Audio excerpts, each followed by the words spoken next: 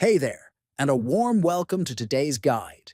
If you're looking to change your Discord username using your Android phone, you're in the right place. Whether you want a fresh start or just something fun, I'll walk you through the full process step by step. Let's get started right away. First, open the Discord app on your Android phone. Next, tap on Settings icon at top right corner. Then, scroll down slightly and tap on Account. After that, tap on the username option to enter a new username of your choice. Now type your new desired username carefully. Make sure it's unique and follows Discord's username rules.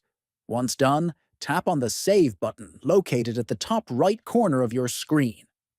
Finally, Discord will ask for your current password. Enter your account password to confirm the change, then tap Done. Your Discord username is now updated. That's how simple it is to change your username on Discord using Android.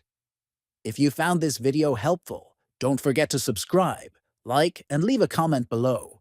Thanks for watching.